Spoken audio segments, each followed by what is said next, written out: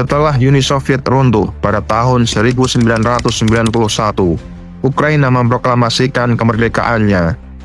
Namun, hubungan dengan Rusia tetap penuh kompleksitas. Ukraina menghadapi dilema, yaitu mendekat ke Eropa atau tetap berada di bawah bayang-bayang Rusia. Ketegangan ini mencapai puncaknya pada 2014 ketika revolusi Maidan menggulingkan Viktor Yanukovych, presiden yang pro-Rusia. Bagi Rusia, perubahan ini adalah ancaman strategis.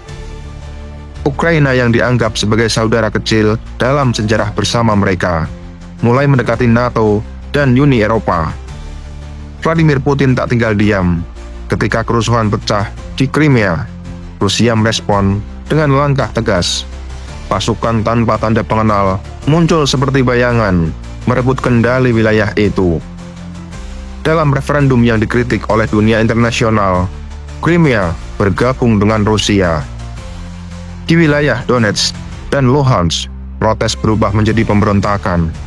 Milisi separatis didukung oleh senjata dan logistik Rusia.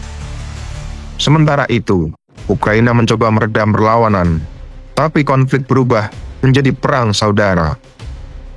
Perjanjian Minsk I dan II mencoba menghentikan darah yang mengalir, tapi hanya memberikan jeda sementara. Masyarakat internasional mulai terpecah. Barat menjatuhkan sanksi berat terhadap Rusia, sementara negara-negara NATO memperkuat aliansinya di Eropa Timur. Ketegangan yang mengendap selama bertahun-tahun mulai mendidih. Fajar pada 24 Februari 2022 menjadi saksi awal babak baru dalam sejarah dunia. Saat kebanyakan orang di Ukraina sedang terlelap, suara ledakan mengguncang kota-kota besar seperti Kiev, Kharkiv, Mariupol, dan Odessa. Rudal-rudal balistik menghancurkan pangkalan militer, depot senjata, dan infrastruktur penting lainnya. Vladimir Putin dalam pidato dini hari mengumumkan operasi militer khusus untuk demilitarisasi dan denazifikasi Ukraina. Namun, bagi rakyat Ukraina dan dunia internasional, ini adalah perang agresi terang-terangan.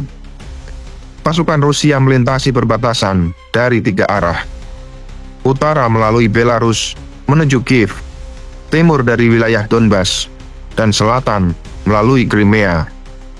Serangan ini dirancang sebagai blitzkrieg modern, dengan tank-tank bergerak cepat, dukungan udara, dan operasi cyber untuk melumpuhkan komunikasi Ukraina.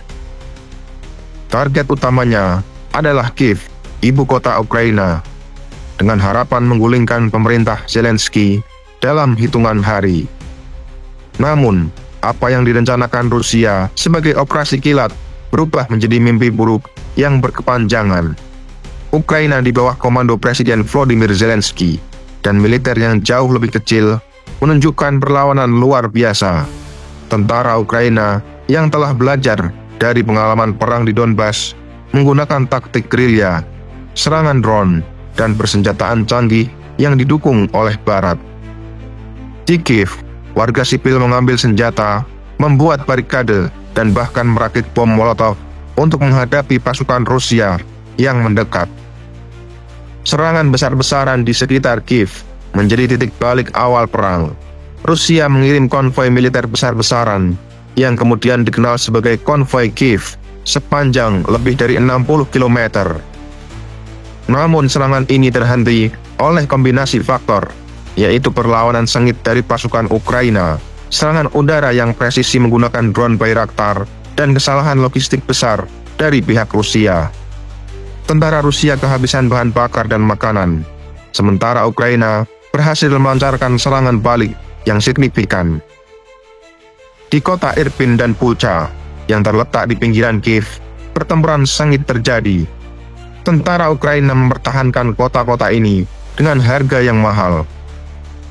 Ketika pasukan Rusia mundur setelah mengalami kekalahan besar, dunia dikejutkan oleh temuan di Bucha, yaitu ratusan mayat warga sipil ditemukan.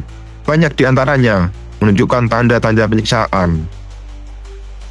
Kejadian ini menjadi simbol kekejaman perang dan memicu gelombang kecaman internasional terhadap Rusia. Saat perang memasuki musim panas tahun 2022, dunia mulai bersatu mendukung Ukraina.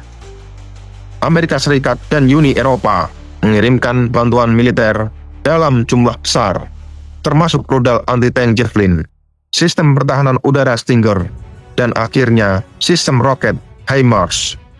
Bantuan ini memberi Ukraina kemampuan untuk menyerang posisi Rusia dari jarak jauh dengan presisi tinggi. Di medan perang, Ukraina melancarkan serangan balasan besar-besaran di wilayah timur dan selatan.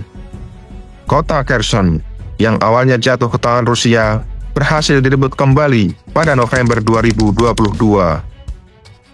Operasi ini yang direncanakan dengan cermat oleh Komando Militer Ukraina menjadi pukulan besar bagi Rusia. Di Donbas, pertempuran terus berkecamuk. Kota-kota seperti Bakhmut dan Soledar menjadi medan tempur sengit dengan kedua belah pihak mengerahkan segalanya. Namun, Rusia menghadapi masalah serius, yaitu moral tentara yang menurun, kekurangan logistik, dan perlawanan sengit dari pasukan Ukraina. Apakah perang ini akan terus berkelanjutan dan akan ada akhirnya?